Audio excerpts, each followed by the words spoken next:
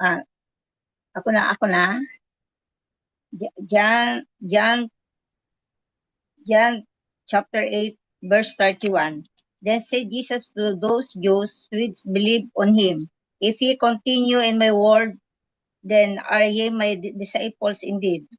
Verse 32, and ye shall know the truth, and the truth shall make you free. Amen, amen, Salamat. amen.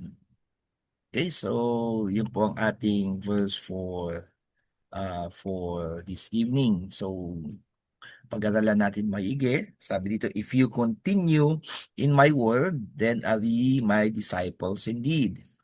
So, take note of these words, to continue.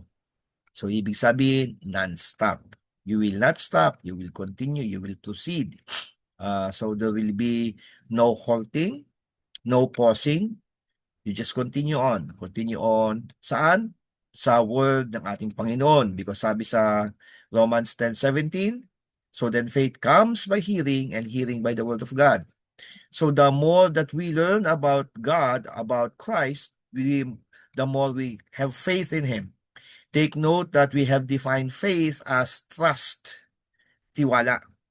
The more we have trust in a person, the more we have faith in Him. Tandaan natin that trust and love, hindi yan pwedeng ipaghiwalay.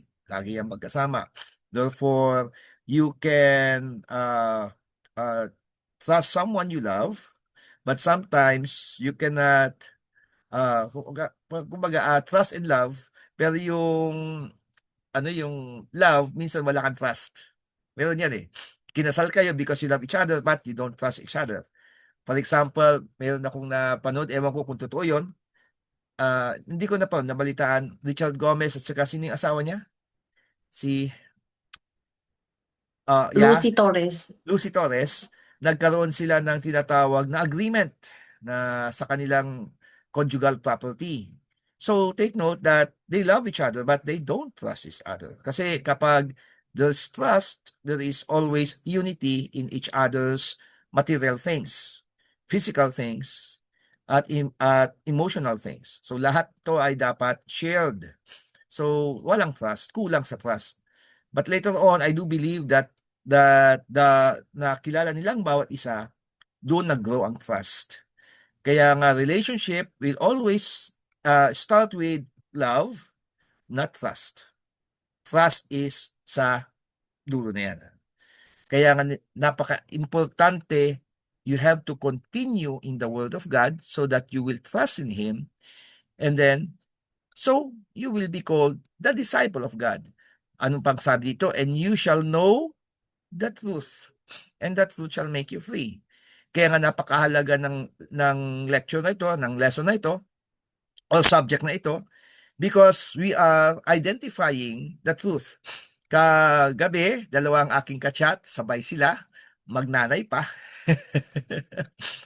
So natutuwa ako sa chat nila because medyo malalim ang kanilang mga tanong at kailangan kong buksan ang aking Bible. So, napakaganda ng tanong nila because yung tanong na yun, it depends on the Bible that you're using. Kaya if your Bible is not King James, weak ang iyong sagot. Kaya dapat King James talaga. Mamaya makikita niyo yan sa ating lesson. So, before I continue, we first go to the agenda ng ating lesson ngayon. So we are now on our session 4 of History of the English Bible. So answering the naysayers. Answering the naysayers. So napakahalaga na how can we answer those who scoff or those who ridicule the truth that is in us. Kaya napakahalaga na mapag-aralan talaga natin ang history of the English Bible. Now, what will we learn? What we learn in this session, okay? Nauna na yung isa. Una is on the originals or the manuscripts. Is the originals important? Or are the old manuscripts that important? Okay? Second is the archaic words doon sa King James Bible. are they relevant to this day? And the last is the problems of modern Bible versions, pero nilagyan natin ng PER kasi they are really perversions. So ito yung ating tatapusin ngayong oras na ito. So first is I'm going to share I do hope na nabasa ninyo yung pinapabasa ko sa inyo, which is the answer book. So, nakikita niyo to application na to. This is a PDF file. Palakihin ko siya para makita ninyo. Nakikita nyo? O di? Okay. So, okay. Medyo di ko makita yung nakaharang kasi itong mga, yan. So, yung PDF na yon, babaguhin ko, papalitan ko kasi ito inayos ko kanina. Kaya kapag kinlik mo, halimbawa itong 1, pupunta kayo kaagad sa question number 1. Okay. So now the question here is, should we be loyal to the original autographs and not mere translation? So, kwento ko na lang para at least for the sake of time. Sa buhay ni Jeremiah, inutusan niya yung isang servant niya, si Jehudi, pinapunta niya kay King Jehoiakim at kinausap niya na patungkol sa salita ng Diyos. So, pinabasa ni Jehudi kay King Jehoiakim yung Word of God na sinulat ni Jeremiah. Ito yung sinabi ng Panginoon sa kanya, write it down. Nung ibinigay kay King Jehoiakim, anong ginawa ni King Jehoiakim? Kinuha niya yung penknife, pinunit niya at tinapon niya sa apoy. Sinunog niya. So, nawala na yung original. Nawala na. Okay? That is I believe that is in 39 yata. Chapter 39. And then afterwards, inutusan na naman siya ng Panginoon, make another copy. The copy of what you have written. So, ginawa niya. Pagkatapos doon, ibinigay niya na naman sa isang servant niya. Sinabi niya, basahin mo, ituro mo, at kapag naunawaan na nila, ibalot mo sa bato at itapon mo sa ilog. So, nawala na naman yung original number 2. So, tanong, paano nagkaroon ng scripture kung nawala yung original number 1, original number 2? The secret, siyempre, ano sabi ng Panginoon in Psalms chapter 12, verse 6 to 7? Okay, the words of the Lord are pure words as silver tried in the furnace of earth, purified 7 times. Verse 8, thou shalt keep them, O Lord. Thou shalt preserve them from this generation forever. Now take note of what the Lord had written there. God will keep His words. Hindi niya sinabing God will keep the book, but God will keep His words. That's why yung originals, hindi natin dapat masyado binibigyan ng pansin. Ang bigyan natin pansin, yung salita ng Diyos na nakapaloob sa nababasa natin. Kaya kung ang Bible natin, if you believe that your Bible is the Word of God, kailangan you have to know the truth. So that truth shall make you free. Amen. Kaya kapag hindi natin aalamin, nakokontento ka lang kontento ka lang sa isang version, yung pala, unti-unti kinakain na yung pananampalataya mo. Kaya napakahalaga, if you want to be the disciple of Jesus Christ, you have to continue in His Word, not continue in His book. Okay? So, isang gustong-gusto kong salita ni Miles Monroe. Sabi ni Dr. Miles Monroe, the Word of God is not the Bible. Inulit ko, the Word of God is not the Bible, but the Word of God is in the Bible. Kaya kaya nga kapag ang Bible, meron nga ako nakausap na nabasa na daw niya yung Bible, lahat ng Bible, ang dami niya nabasa, pati King James, cover to cover, ilang beses daw nabasa. Nangiti ako, kasi kikita ko yung buhay niya eh. Sabi ko sa kanya, paano mo naman na-apply? Natahimik siya. Sabi ko sa kanya, saan church ka umattend? Wala. Ako lang. Then sabi ko sa kanya, hindi pa pwede yan dahil sa salita ng Diyos, hindi mo dapat isasantabi ang fellowship. Kaya makipag-fellowship ka. So ngayon, medyo nabigla siya. Hindi ko siya ini-invite sa church. No. Bahala ka. If you want to go to our church, go ahead. Pero, kasi baka yun ang iniisip niya na ano ako. So anyway, mas gaano ka katalino sa Bible, pero wala ang pagkilos ng Espiritu Santo sa iyo, that's not the Word of God.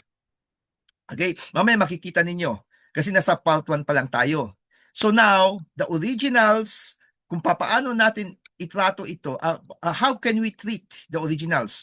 Kung paano tinatrato ng Diyos ang originals, ganun din ang pagtrato natin sa originals. Take note, mayroong mga natatagpo ang Dead Sea Scrolls.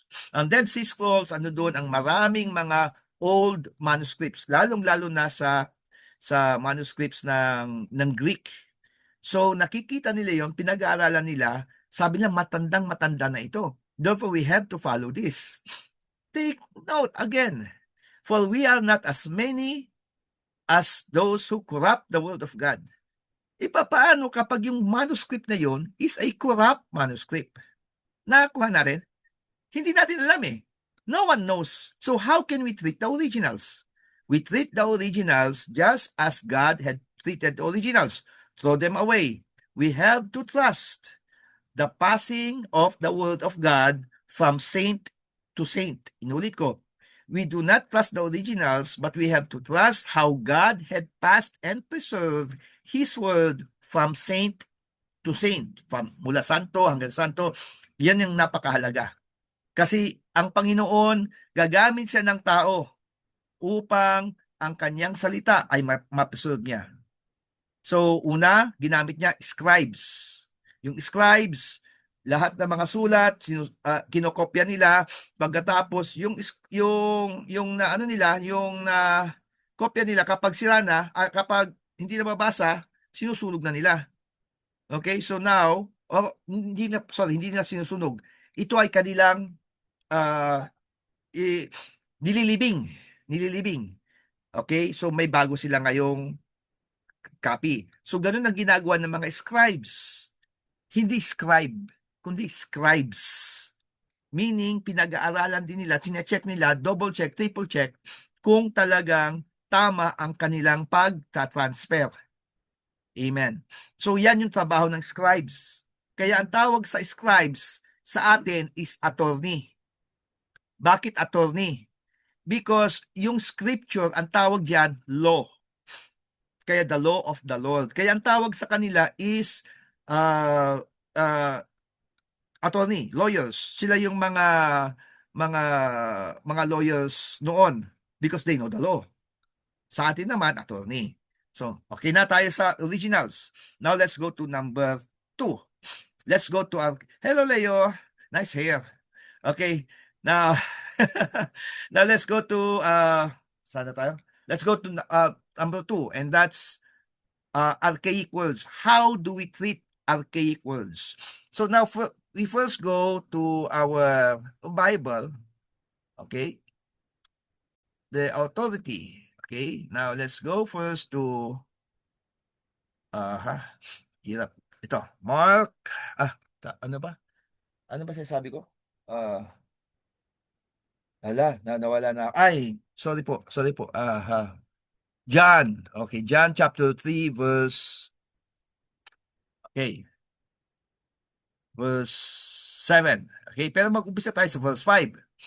Now, ikwento ko muna sa inyo ang nangyari. So, in John chapter 3, Nicodemus, buksan na sa verse 1, isang Pharisee, ang pangalan Nicodemus, visited Jesus at night at sinabi niya, we know that thou art a teacher, come from God, for no one can do these miracles that thou doest except God be with him. Tingnan niyo sagot ni Jesus, verily, verily, I say unto you, except a man be born again, he cannot see the kingdom of God.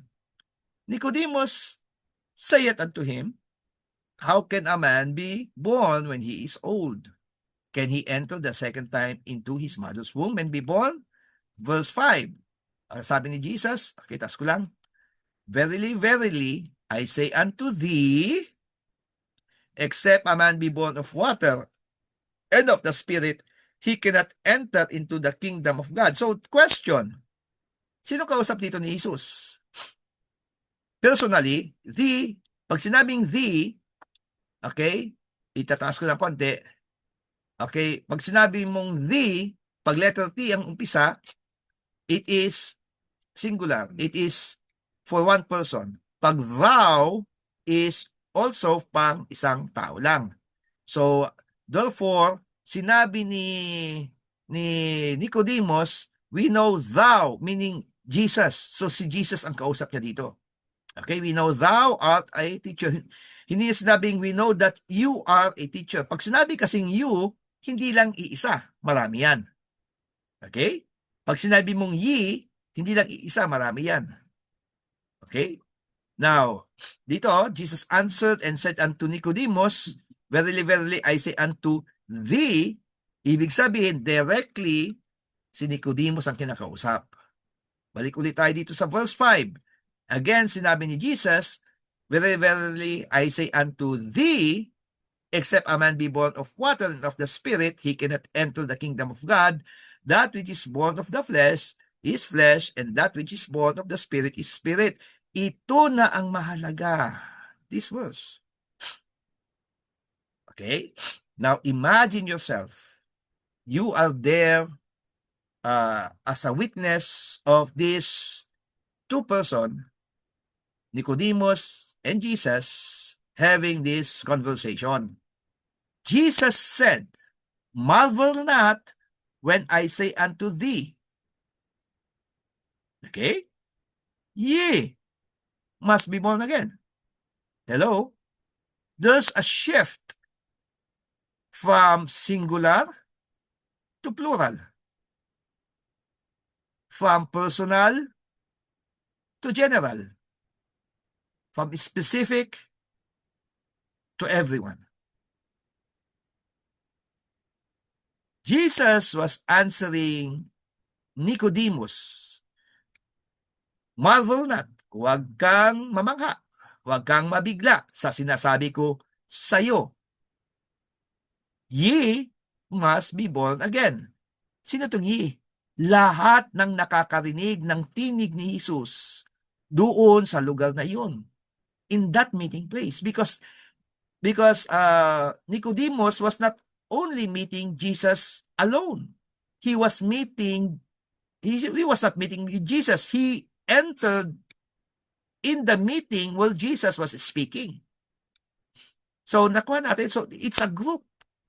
Therefore, Jesus said, okay, babaguhin ko to, marvel not when I say unto thee, Nicodemus, you all listening to my words must be born again. The person who asked was Nicodemus. Okay, the answer for being born again is for all, not only to Nicodemus. Now, if we are going to make it as a, let's say for example, let's go to, saan yung aking, New King James. Okay, New King James. Sabi sa New King James, okay, do not marvel that I said to you, you must be born again. So, take note. Sino kausap niya dito? Si Nicodemus. Therefore, si Nicodemus lang ang dapat maligtas. Nakuha rin.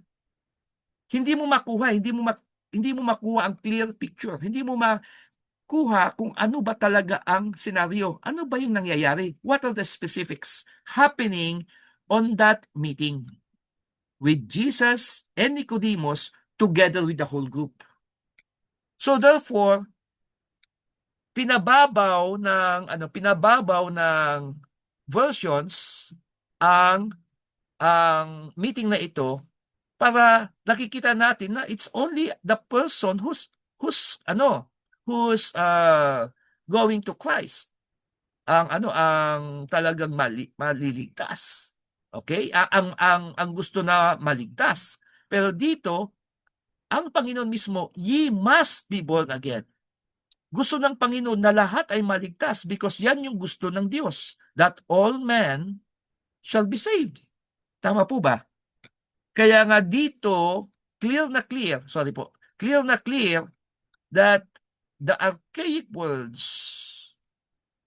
are very important sa bawat isa. Okay? Sa ating lahat. Okay? Do you have any question about archaic words? I have sent a link sa kung saan nyo makikita ang ano yung mga archaic words from A to Z. Okay? Ano doon po, sinend ko sa inyo yung link. Now, pwede nyo rin tingnan yon. Pero bakit yun ang pinadala ko? Pinadala ko yun at saka yung dictionary. Kasi ang dictionary, maski na hindi Bible, dinidefine niya doon. Pero dito, itong archaic ng King James, i-define niya doon. Tapos kung gusto mong mas laliman pa, tingnan mo ngayon sa Noah Webster Dictionary. Okay? So kaya sinend ko yung dalawang link na yon. Please, please, please, please, i-ano niyo yun, i-bookmark niyo yung mga sinesend ko sa inyo mga link. Napakaganda po nito. Marami kayong matututunan. So, that's about it for the first two. Do you have any question about the archaic words? Okay? Let's talk about suffer. Suffer little children, okay? Sino dito nakakaano doon about suffer, okay? Sandali, hanapin ko. Hanapin ko yung word. Okay, so it is found in Matthew 19:14. Okay. Matthew 19:14. Okay. Sorry, hindi pala naka-on dito. Sorry. Sorry. Ano yan? Yan. Okay. Basahin natin to. Okay, can you read this?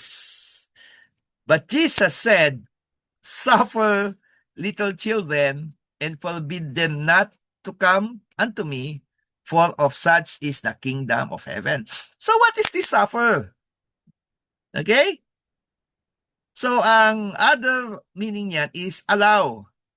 Let them be, these little children, to come unto Jesus Christ. Do not forbid them, for such is the kingdom of heaven. Pero bakit suffer ang ginamit? Hindi allow. Okay? So, babasahin natin maigi. Ang suffer kasi is that you allow them, even though na parang hirap na hirap ka, sige lang, you allow them. Maski na napipilitan, sige, you allow them. Kaya nga you suffer a little. Okay? So, you let them be. You let them be because it's for God. Okay, halimbawa, magbibigay tayo ng isang example. Okay, baka sinasabi nyo, Pastor, baka yung suffer na yan is allow dapat. Nagkamali ang mga translator. No, hindi nagkamali. Kasi mayroon allow at allow it doon sa King James. So may clear definition. Bakit suffer ang ginamit? Di ba? I will allow you to do it with, sige lang, I will allow you to go. I will allow you to go. Pero kapag yung mga bata, ano doon sa church? Di ba? Nagkukulit. Di ba? Anong ginagawa natin? Pinapagalitan natin. Naalala ko tuloy si anong pangalan niya? Si Joffer? Juper. Si Juper, yung anak ni... Tuper.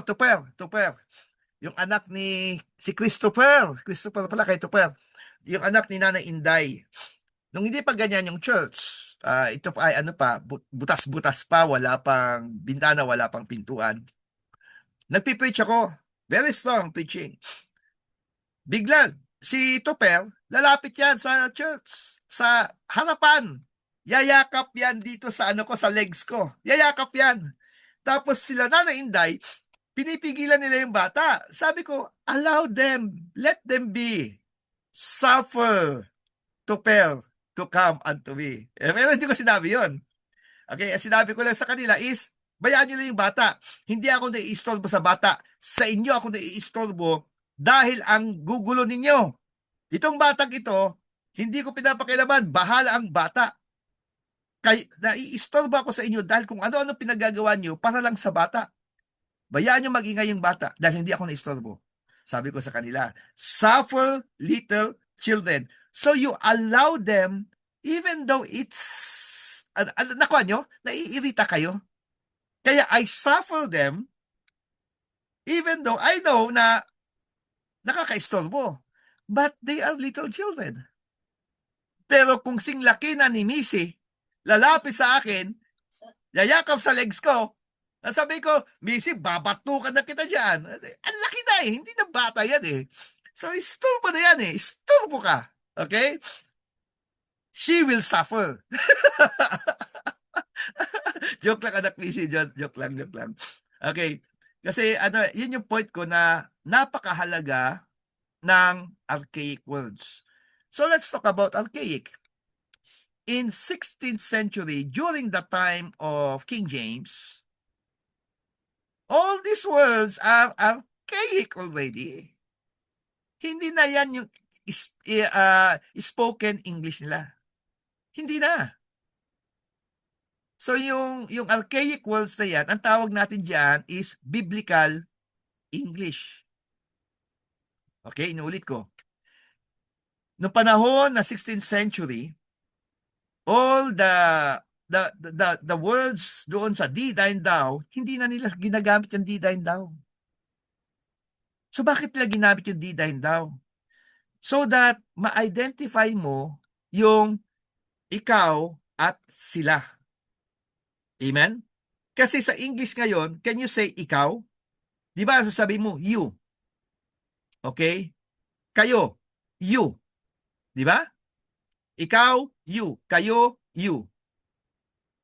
Nakuha na rin? So, hindi mo ma-identify. Pero kapag sabi mong you and then you all, you only o kaya you all. So, ginawa yung archaic word na yan so that you can easily identify kung sino yung kinakausap, kung ilan ang kinakausap. Amen. So, that's the beauty of biblical English. Amen. Pero kapag ako nagtuturo sa labas, hindi ko ginagamit yan biblical English. Ang ginagamit ko is the principle that is being shared by the Word of God.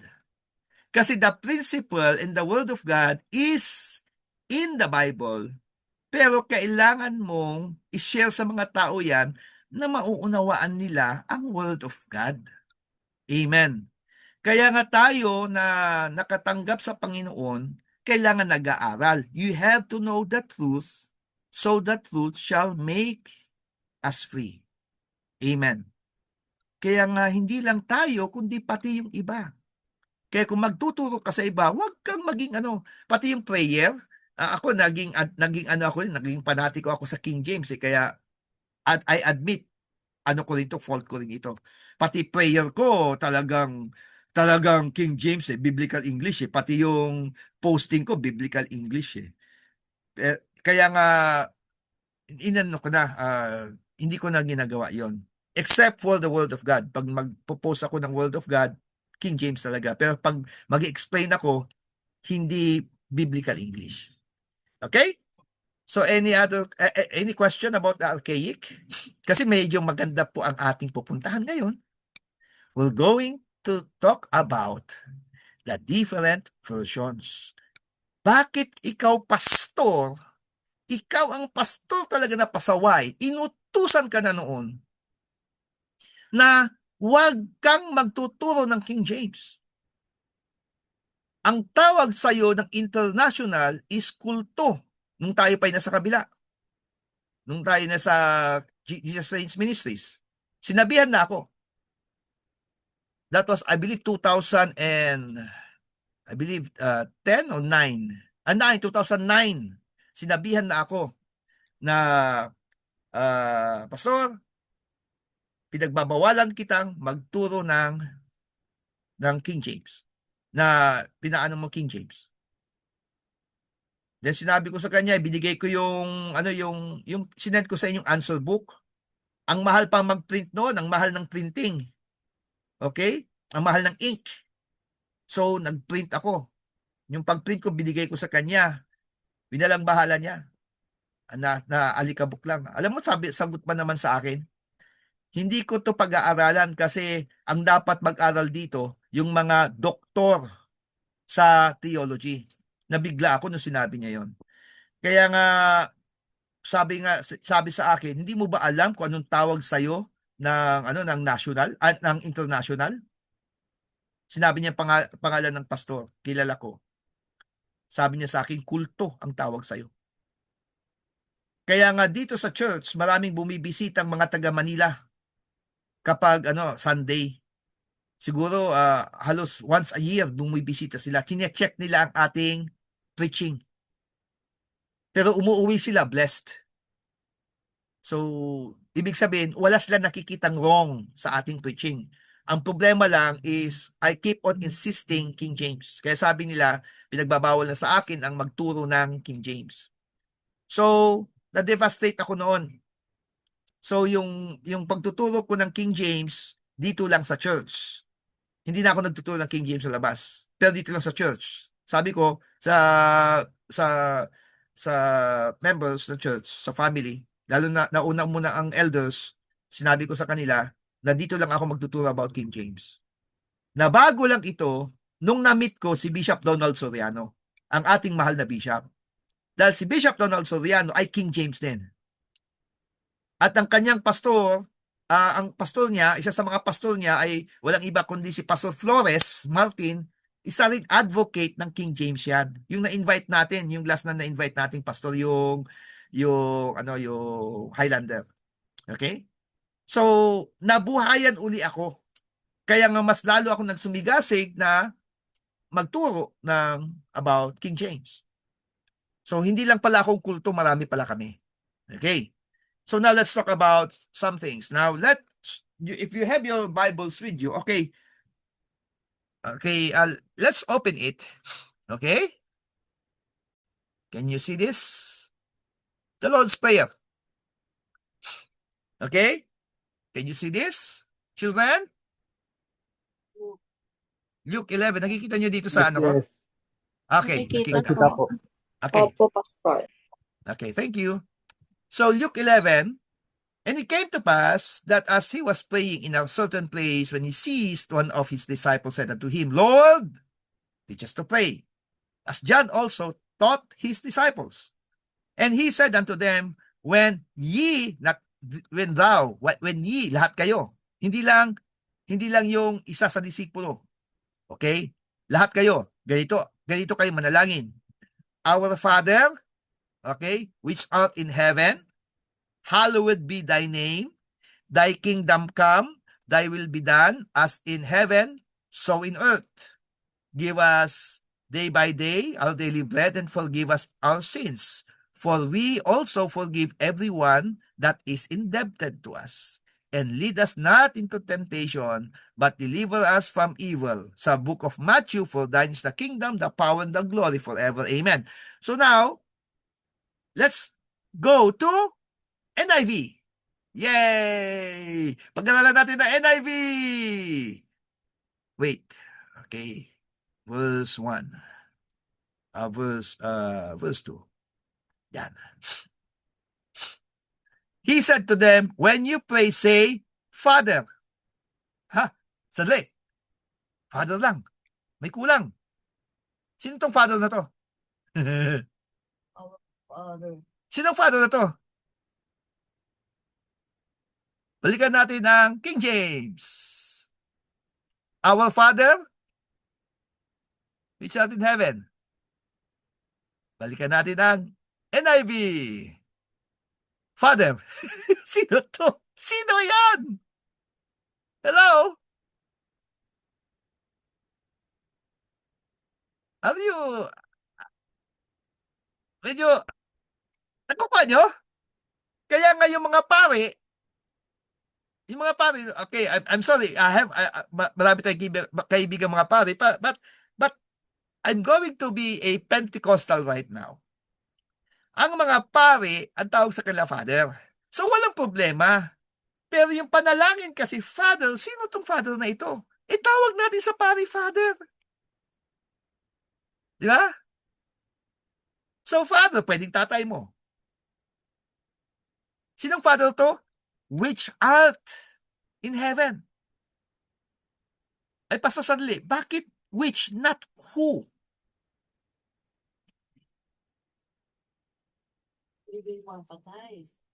Okay? Listen, which, because which is an it. Tama? Bagay. Okay? Hindi person. Hindi tao. Kasi pag tao, who? But wait, bakit which? Johannine Kama. What is Johannine Kama? God is also a spirit. And what's a spirit? A spirit is air, pneuma. Anong tawag sa spirit? It. Hello? Amen? I'm just explaining it to you para malaman nyo bakit which. Nakuha na natin. Okay? Okay? So, tuloy natin. Are you excited? Yes. Okay? So, Nakuha na nakuha. Nagets. nagets mo, Nico? Okay. Opo, ang ganda-ganda. Ang ganda ng topic. Okay. Sige. Tuloy natin. Okay, now. I'm so excited with this. Okay. Ako sumasayaw ngayon. Okay. Hallowed be your name. Okay. Good point. First is bad. Second is good. Hallowed be your name. Okay? Your kingdom come. Your kingdom come. Your kingdom come. May kulang. Balikan natin sa King James. Okay? Thy kingdom come, thy will be done as in heaven, so in earth. So now, balik tayo sa NIV. Which is the favorite of all people. Not all. Your kingdom come. Anong kingdom? Hindi kingdom ng heaven because walang heaven. Okay? Balik tayo sa Catholic. It's the Roman kingdom. Hello? Don't you know who's the author of Westcott and Hort? It's the Roman Catholics.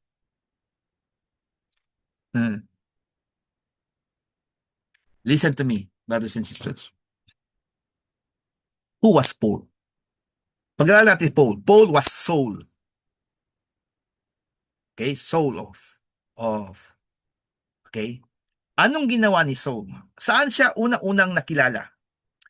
Nung siya ang nagbantay ng mga coats ng mga nagbato kay Stephen. Okay?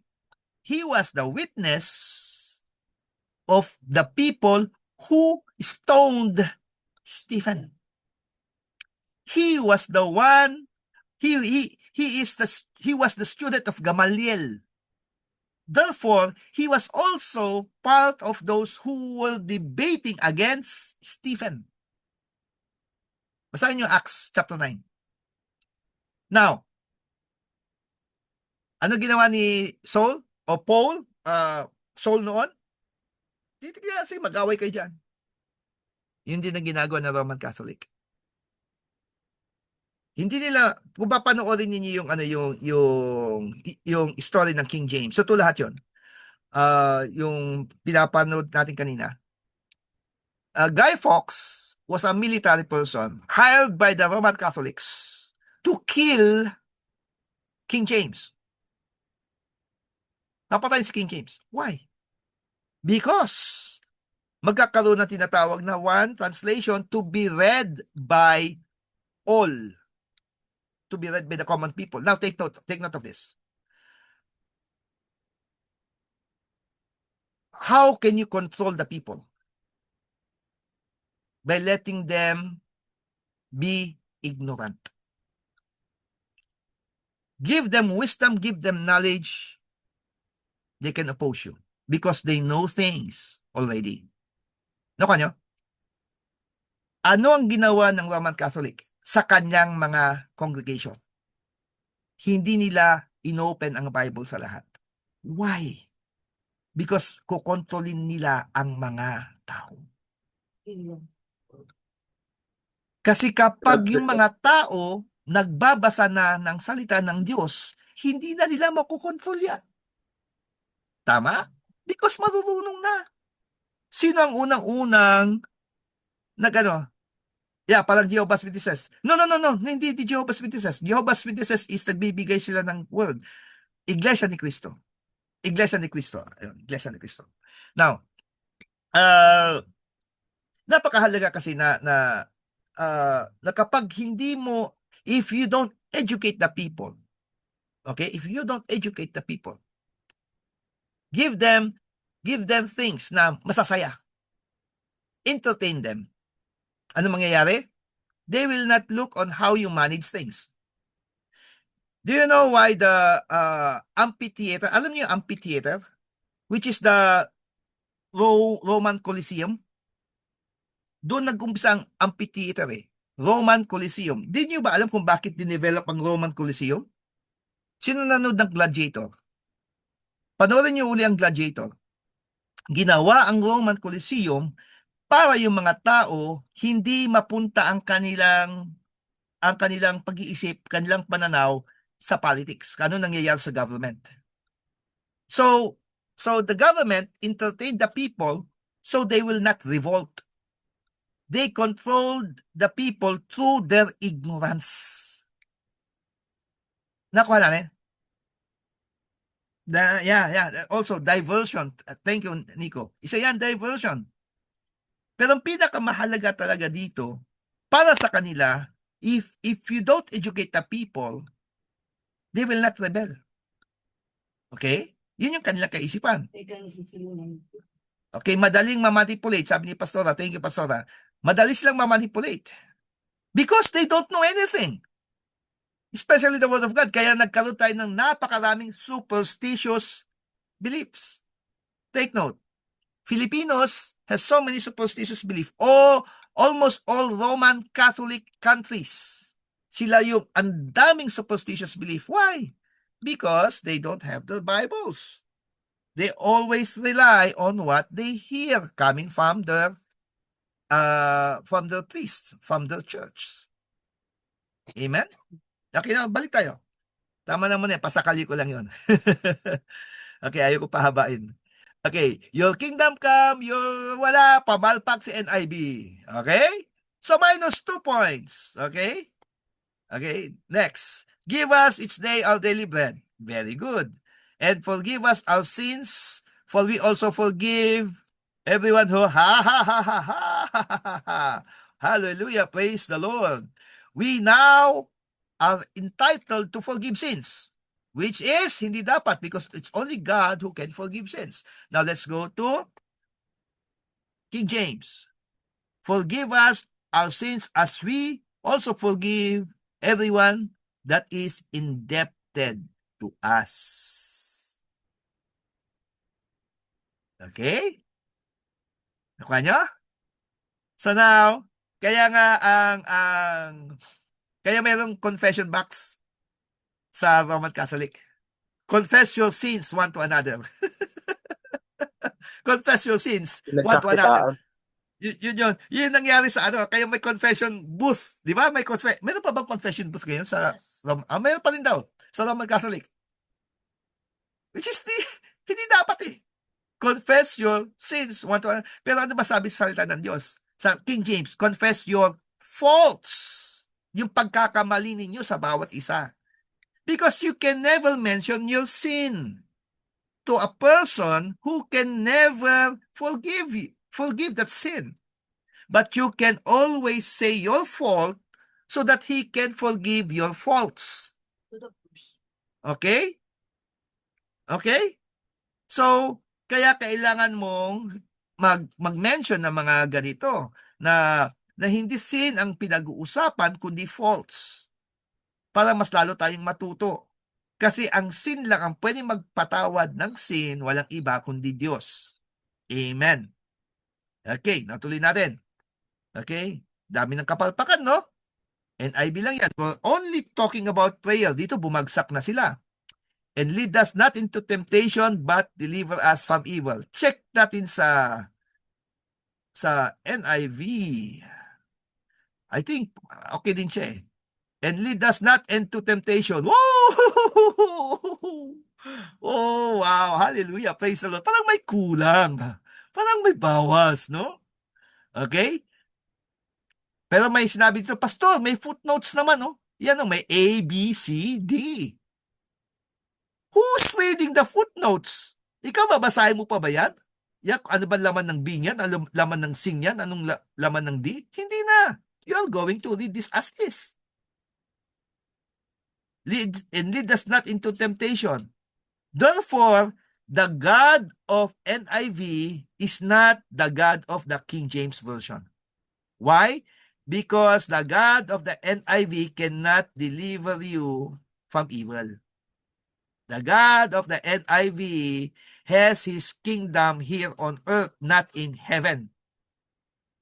The God of the NIV is a person who can forgive sins. Okay? Nakuha nyo? Ano pa lang yan, ha? Was still on a small bit. Ang dami pa. Kaya nga, what's the time? That's the time, okay? So, any question? Any question? Anything you want to add? Okay? We're just talking about prayer. Wala pa tayo sa iba. Ang haba to. Ang haba itong pinipare ko para sa inyo. Okay? Gusto niyo mas matindi? Children? Gusto niyo mas matindi? Let's talk about our favorite verse. What's our favorite verse? Sino magkakapag-measure? Favorite verse ang buong sangkatauhan. Ha? Come on, open your mic. Favorite verse. Sino mauna? John 3:16 po. Oh, John 3:16. Si Kuya Ronnie. At ang premium mo magagaling din sa'yo. John 3:16. Pagkasapan natin John 3:16. Hallelujah. Praise the Lord. I love this verse. Okay? Now, mag-umpisa muna tayo sa King James. Para suspense. Okay, John 3:16. Okay. For God so loved the world that He gave His only begotten. Ibig sabihin, nanggaling sa Kanya talaga. That whosoever believeth in Him should not perish but have everlasting life. Now let's go to NIV.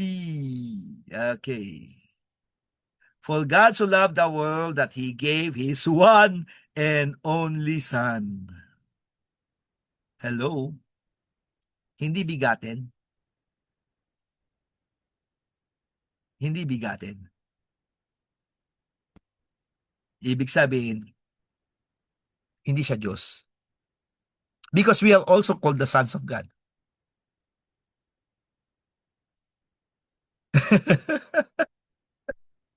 Tama? Hindi po bigatin. Hindi bigatin eh. Hindi bigatin eh.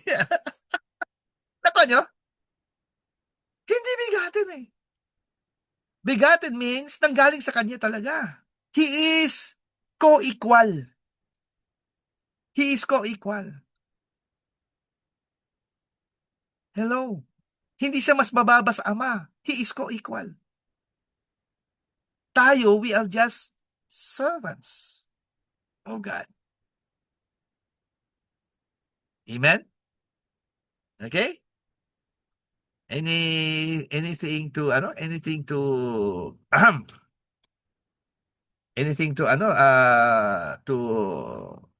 may question ba kayo? May kayo gustong idagdag?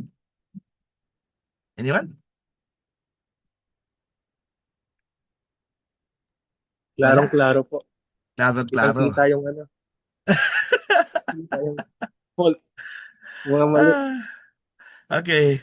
Kaya nga eh, ang daming mali talaga.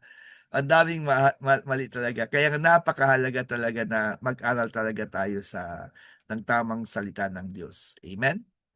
So, meron pa akong gustong i-share sa inyo pero it will take too much of our time. The New King James Version is not Again, a new king it is not an edition or a version of the King James. It's not. Why? Because let's talk about this one. Okay, I'm going to share this one first. Okay, I believe it's in Acts chapter 12. Tama ba ako? Yeah, Acts chapter 12. So, sorry po. Sorry. Now, makikita nyo rin yan sa ano natin, sa The Answer Book by Samuel Gipp. Basahin yung Answer Book. Napakaganda. Ma-excite kayo habang binabasa nyo. Okay. Now, about the time, Herod, the king. Now, take note, there are many Herods. Yan. Iba yung Herod na yan sa Herod na pumatay kay John. Okay? Kay John the Baptist. Okay. Okay, he sends forth his hands to vex certain of the church, and he killed James, the brother of John, with the sword. And because it pleased the Jews, he proceeded further to take Peter also. Then were the days of the unleavened bread. And when he had apprehended him, he put him in prison and delivered him to 4 quaternions of soldiers to keep him, intending after Easter to bring him forth to the people. So ito yung dinidipati ng maraming mga anti-King James. Okay? Sabi nila that mali ang translation dito. Because the Greek of Easter is Pascha. And Pascha is mentioned 19 times in the King James and the New Testament. Pero 18 of it means Passover. Pero ito, ang Pascha nito, Hebrew, Easter. Dahil sabi nila, mali ito. Wrong interpretation. Okay? Nasabi rin yan. Now, question, how can we defend that? We defend it also through the Bible. Through the Bible. Ang daming verses yan. Basahin niyo sa answer book. Okay, sa answer book. I believe the answer is, sandali lang, hanapin ko dito yung sa answer book. Okay, masyadong mabagal itong aking nag-vlog na ako. Okay, sandali lang po ha. Okay, sandali lang. Nag-vlog na ako. Okay. Alam niyo na marami na akong masyado na sa isip, nakakalimutan. Ano ba yung tanong ko na uli? Ay, Easter. Okay. Number 2. Sa question number 2. Question number 2. Basahin sa question number 2. Okay, now ang Easter kasi kung pag-aralan natin, babalik tayo dito sa ang mahalaga dito pag-aralan ito. Then were the days of the unleavened bread. So the question here is, when is the Passover celebrated? It is a 1-day celebration. And it is celebrated before the days of the unleavened bread. The days of the unleavened bread is 7 days. 7 days. At the first month of Abib, on the 14th day, will be the Passover. Meaning, magpa-Passover ang Panginoon para hindi patayin yung mga panganay. Kaya nga doon nanggaling yung Passover. So, mag-celebrate ng Passover. And after the 14th day, the 15th day will be a celebration of the days of unleavened bread. And it will be 7 days. And during that time, merong ni Astarte, the goddess Astarte, meron din silang tinatawag na Easter or Ishtar. So ang Easter is celebrated after 7 days, on the 21st of the month of Abib. Okay, on the first month. Ang tawag natin dito is April. Para sa atin, April. So therefore, kung susundin natin ito, gagawin natin itong Passover Tapos na po ang Passover eh. Ibig mong sabihin, after 1 year, bago niya papatayin si Peter, take note of this. And because he saw it pleased the Jews, he proceeded to take Peter also, and when he had apprehended him, he put him in prison, okay, intending after Easter to bring him forth to the people, to kill him. Therefore, kaagad-agad yan. Hello. On the days of the unleavened bread, a few days before Easter, hinuli siya para i-represent siya sa mga tao at doon siya papatayin. Kasi nakita niya, it pleased the Jews. Hello? Ikaw, kapag nakita mo na please ang isang tao, hintay ko pa na 1 taon. Di mamamatay yung excitement ng mga tao. Ang gagawin mo is you are going to ignite more yung fire. Maglalagay ka pa ng fuel. So you're going to execute immediately. Sino? Si Peter. Kaya yung word na Easter is tamang interpretation. Amen. And you know what? Hanapin niyo ang buong Bible. Lahat ng versions. Anak Christian, meron kang Bible dyan na ESV, right? Tingnan mo. Ang nakalagay dyan, Passover. Hindi siya Easter. Lahat ng versions, pati New King James, is Passover. Only the King James. Tama, anak? Okay, tingnan natin para makita ninyo. So that you will really learn. Okay? Now let's go to the New King James. May New King James. Yon, New King James. Para makita ninyo talaga. Ayan, no? Passover din. Acts 12:4. Passover din. And then they say that it's a New King James. Hello? It's not. It's a perversion. It will destroy your faith. Hindi nagtutugma ang salita ng Diyos. Nakakuha natin. Hindi nagsisync eh. Hindi harmony. Hindi nagkakaisa. Ang Old Testament sa New Testament, naglalaban sila eh. Nagbubugbugan sila eh. Nag-aaway sila. Amen? And this ends our session. Doon tayo mag-end. Kasi nabitin ang anak to. Mahaba na to, anak. Mahaba na to. If you have any questions, I'm going to send you pero please lang mga children. Kay mga anak. Bitin. Okay. Ang gusto ko is basahin ninyo yung sinesend ko sa inyo na answer book. As you have read the answer book, may marami kayong matututunan doon. And then I'm going to send you little by little verses wherein you can learn about the deity of Jesus Christ, the deity of the Holy Spirit, and the tripartite, triunity, triune God, on why we must worship Him. Lahat yan i-explain ko sa inyo so that your faith will increase. Take note, faith is not about learning words. Faith is about trusting God. Kaya nga, faith comes by hearing, and hearing by the word of God. Kaya babalik ka ulit sa John 8:31. If you continue in my word, then are ye my disciples indeed, and ye shall know the truth, and the truth shall make you free. Take note of this word, and you will know the truth. Ngayon, alam niyo na katotohanan. Babasahin niyo pa ba ang mali? Amen. I challenge you. Okay. Never go astray. Okay?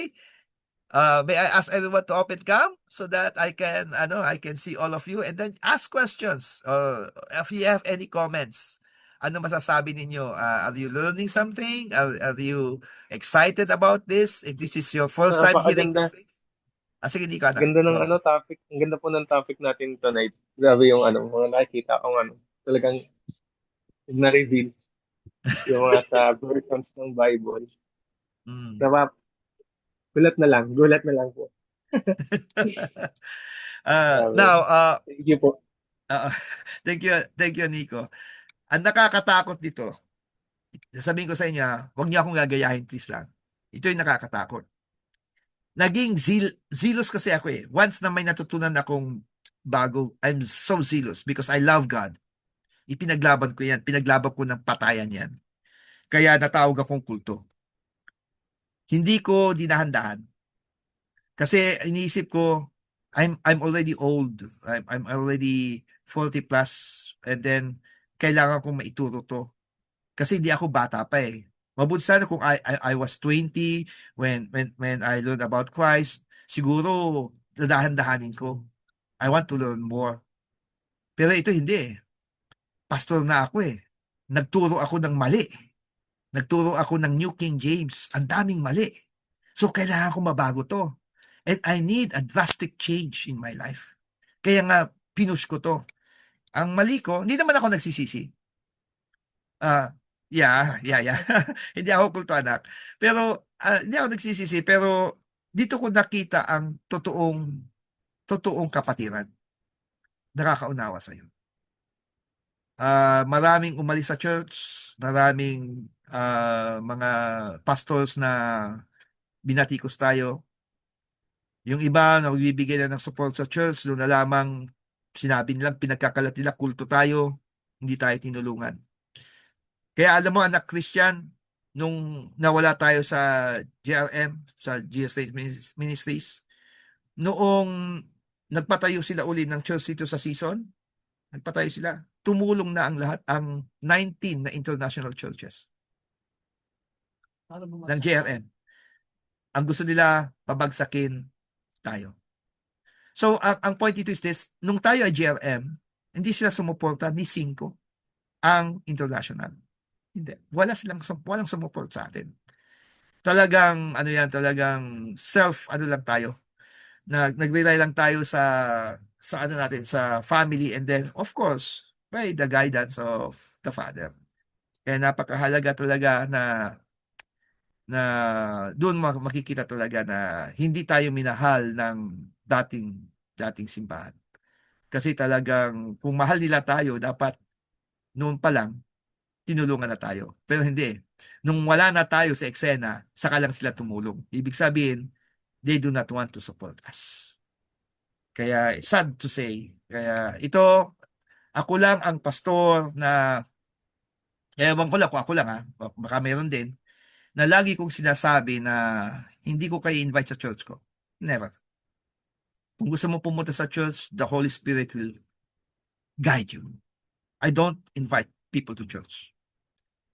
Tay, ano lang po, may ano lang po ako kasi Sige na. ako, kung tutuusin ko, ako talagang super, ang tawag dito, gustong-gusto ko talaga na mag-undergo sa, lalo na sa teaching ninyo kasi nakikita ko talaga yung wisdom sa inyo. Kaya yung kahit na nag-attend ako ng church dito, iba pa rin kasi it's only more of like preaching, ganyan. Pero yung ganitong pagkakataon, yan yung hinahanap ko na mas nagiging deeper yung understanding mo tungkol sa tamang Biblia at saka yung teaching na talagang grabe, sabi ko nabe-bless ako kasi kung ano yung alam ko na nakukuha din yung church ko ngayon, parang minsan naa-amaze din sila kasi may alam ako na hindi nila alam. Yun yung advantage ng merong ganitong pagkakataon talaga. Kaya glory to God sa buhay mo tayo. uh, all glory to the Lord. Ano lang ito, actually, mayroon na akong kinakatakutan ngayon. Kasi alam ito ni Nanay Pastora mo na sa sobrang pasok dito na yumabang ako. Kaya ayoko yun. Ayoko nang bumalik ako sa ganon. Kasi gusto ko talaga magpakumbaba kay Lord. Kaya nung nagpakumbaba ako lalo kay Lord, lalo namang nagbigay si Lord ng maraming wisdom. Kaya nga ito, grabe. As in talagang nag-grow talaga ako sa learning. So, yun lang ang masasabi ko sa inyo. Truly, that the Lord have said in Proverbs 22:4, by humility and fear of the Lord are riches and honor in life. So riches is not about money. It's not only about money. It's not only about finances, but also about all things. Riches, wisdom, lahat yung mga yan. Sa health, and siyempre kasama rin kasama rin yung finances. But hindi yan yung sukatan. Inulit ko po. Kung ang pera ang sukatan ng pananampalataya, mas grabing pananampalataya ng Iglesia ni Cristo kaysa sa atin. Yeah. Kung pananampalataya ang pag-uusapan, mas grabing pananampalataya ng Muslim kaysa sa atin, sapagkat mas mapera sila kaysa sa atin. Take note, hindi po nagpatayo si Jesus ng malalaking simbahan. Hindi. Ang ginawa ni Jesus, siya pa ay pumapasok sa simbahan. Hindi niya kinalaban ang simbahan. Hindi natututo ang mga Kristiyano eh. Ang ginagawa ng mga Kristiyano, inaaway lang mga simbahan eh. No. Ang awayin mo, yung mga away sa'yo. Yun ang ginawa ni Jesus. Ang inaway niya, yun ang aaway sa kanyang mga Pariseo. Woe unto you, Pharisees, sabi niya, di ba? Hypocrites. Sabi ni Pastora, hypocrites, sabi niya eh. Pero hindi niya sinabing lahat kayo dito, hypocrites. Hindi. Hindi. Pumapasok siya sa simbahan. Kaya nga, anong kinakatakutan natin na pumasok sa simbahan ng Romano Katoliko? Take note, mas malaki ang Diyos natin. Ang kailangan natin ipakita sa kanilang testimony. Take note, ako pumupunta sa parish church ng Katoliko, pero never ako nagpapasubmit sa kanilang doktrina. Anong ginagawa namin ng pare? We are exchanging ideas on how to make peaceful and orderly community. Okay, tama. This is not even preaching in the temple. He was preaching outside. Okay? Kaya dito, huwag ninyong iisipin, please lang, yung prosperity doctrine, the more money you have, the more blessed you are. No. That's not correct. Okay? Tama yun. If you give to a man of God, okay yun. Tama yun. Blessing will flow because you are believing that the Lord is going to bless you because you trust on the man of God. But the man of God, listen to this, but the man of God must teach you on how to grow. Hindi yung on how to teach you on how to be yung itching ears. Na yung sinabi ni sinabi ni Nico kanina, diversion. Alam niyo ba ang maraming mga pastors ngayon ang tinuturo nila?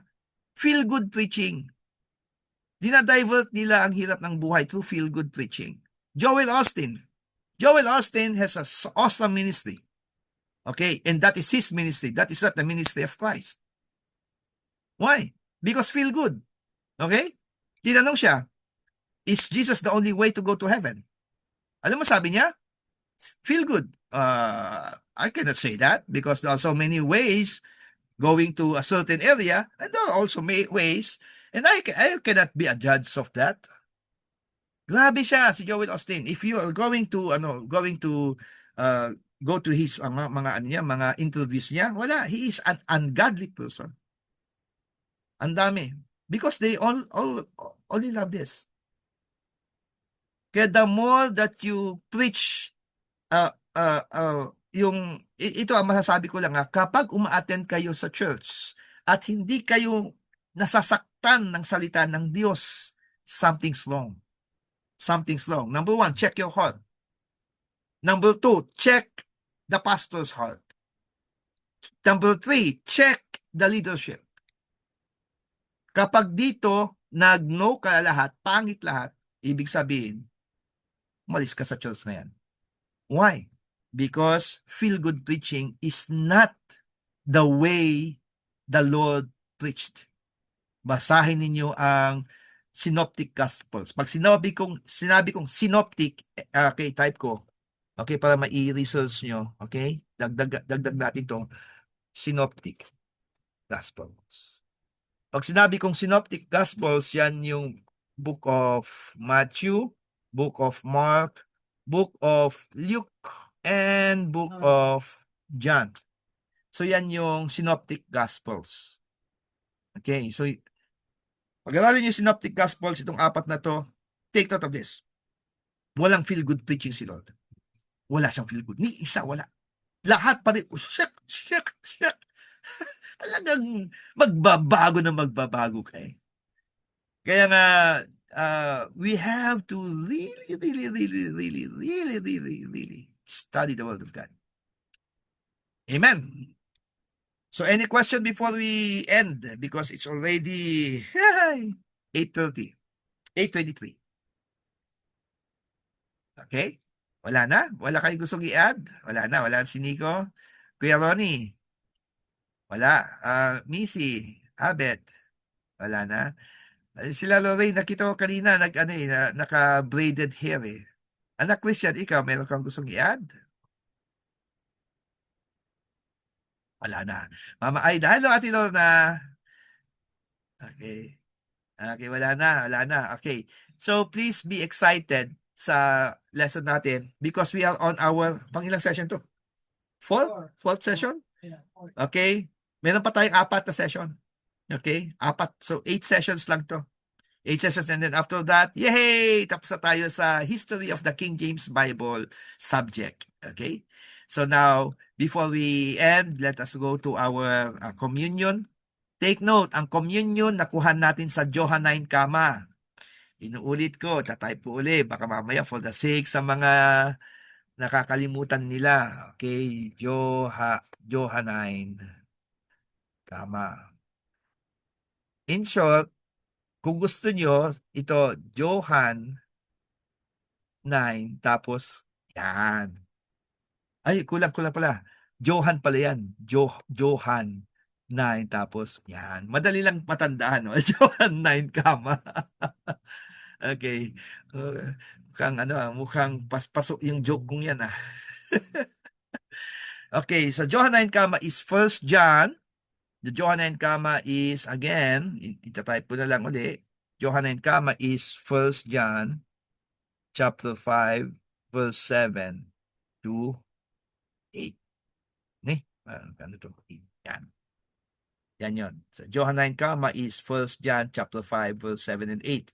For there are 3 that bear record in heaven, the Father, the Word, and the Holy Ghost, and these 3 are one. For the 3 that bear witness here on earth, the Spirit, the water, and the blood, and these 3 agree in one. Okay, so napakahalaga dito natin nakuha itong communion na ito.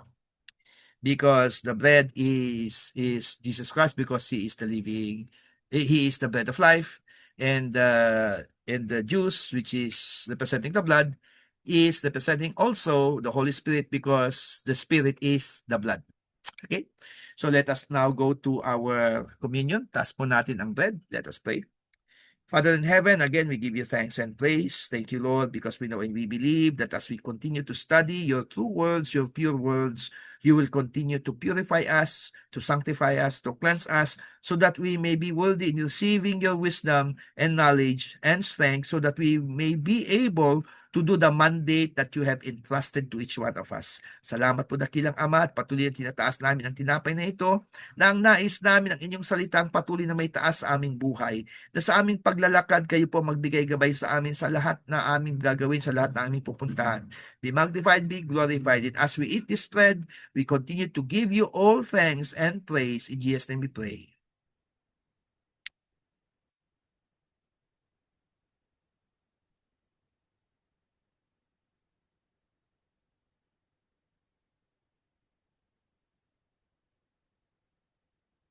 Taas po natin ang juice.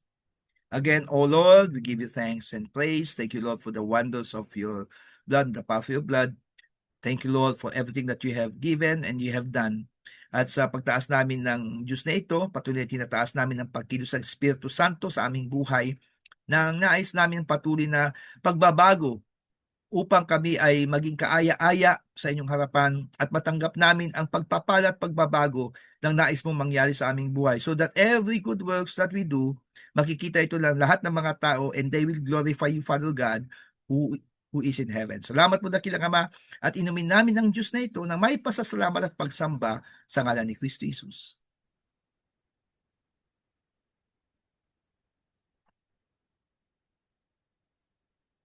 Patuloy tayong manalangin. Muli, dakilang Ama, kami nagpapasalamat sa inyo. Salamat po sa bawat buhay na bawat kapatid ko. Tunay nga po na kayo ang Diyos noon ngayon magpakailanman, hindi nagbabago, hindi nagmamaliw. Kayo ang Diyos na nagpapala sa bawat isa. Kung kaya sa lahat ng aming napag-aralan, patuloy na gabayan niyo po kami. Patuloy na tulungan niyo po kami upang kayo lamang po ang siyang naitataas sa bawat buhay ng bawat isa. Salamat po at patuloy na ang inyong tagumpay ang siyang matanggap ng bawat isa sa aming buhay, sa aming pamilya, at maging sa aming simbahan. The Lord bless you, the Lord keep you, the Lord make His face shine upon you and be gracious unto you. The Lord lift up His countenance upon you and give you peace. In the name of the Father, and of the Son, Jesus Christ, and of the Holy Spirit. Amen. Hallelujah. Sige po, open cam po tayong lahat. Open cam, open cam. Hallelujah. Hello, Mirasol. Hello, Nakim. Hello, Kion. Was Kish sleeping? Tulog na po, Pastor. Tulog Napagod na. po. Okay. Hello, Opo. Justin. Hello, Jill. Hello, Ria Marie. Okay, sige po. Hello, Leo. Okay, lahat po tayo. Taas po ang kanang Hello po. kamay. Okay. Point up, everyone. Point up. Okay. Point up. 1, 2, and smile. Okay, sandali lang. Ako po ay magpapas. Sandali lang po. Ang hirap talaga ng walking alone. Sandali lang po. Aha. Naku, Jansen. Awanan. Ipasa ko lang sa aking magandang girlfriend dati. Ngayon, asawa ko na. Okay. Isa pa po. Okay, point up, everyone. Okay, smile. 1, 2, and... Okay. Good night, everyone. Good night po.